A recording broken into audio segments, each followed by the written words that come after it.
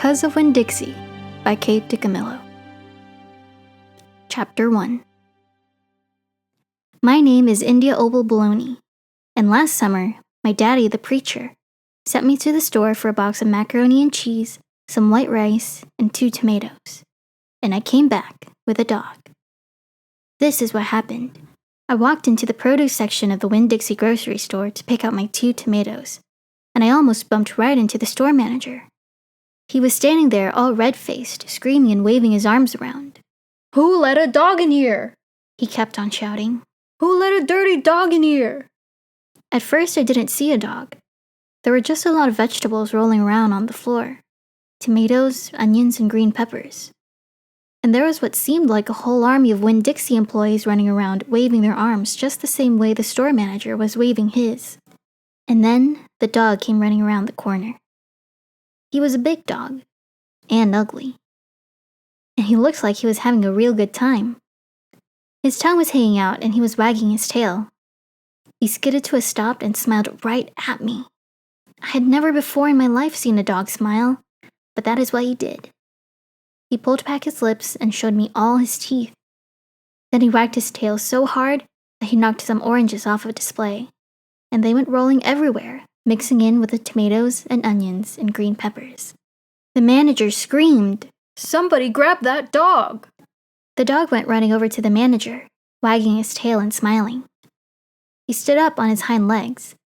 You could tell that all he wanted to do was get face to face with the manager and thank him for the good time he was having in the produce department. But somehow, he ended up knocking the manager over.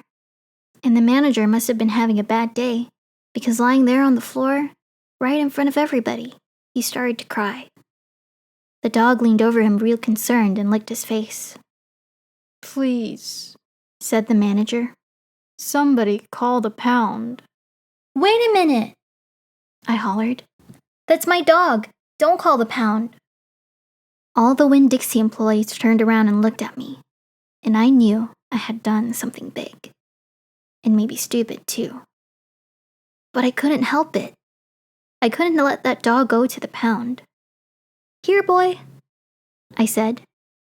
The dog stopped licking the manager's face and put his ears up in the air and looked at me, like he was trying to remember where he knew me from. "Here, boy," I said again. And then I figured that the dog was probably just like everybody else in the world, that he would want to get called by a name. Only I didn't know what his name was, so I just said the first thing that came into my head. I said, "Here, Winn-Dixie." And that dog came trotting over to me just like he had been doing it his whole life. The manager sat up and gave me a hard stare, like maybe I was making fun of him. "It's his name," I said. "Honest." The manager said, "Don't you know not to bring a dog into a grocery store?" "Yes, sir," I told him. "He got in by mistake. I'm sorry. It won't happen again." "Come on, Winn-Dixie," I said to the dog. I started walking and he followed along behind me as I went out of the produce department and down the cereal aisle and past all the cashiers and out the door. Once we were safe outside, I checked him over real careful and he didn't look that good. He was big, but skinny. You could see his ribs. And there were bald patches all over him, places where he didn't have any fur at all. Mostly, he looked like a big piece of old brown carpet that had been left out in the rain. "You're a mess," I told him. "I bet you don't belong to anybody." He smiled at me. He did that thing again where he pulled back his lips and showed me his teeth. He smiled so big that it made him sneeze. It was like he was saying, "I know I'm a mess. Isn't it funny?" It's hard not to immediately fall in love with a dog who has a good sense of humor.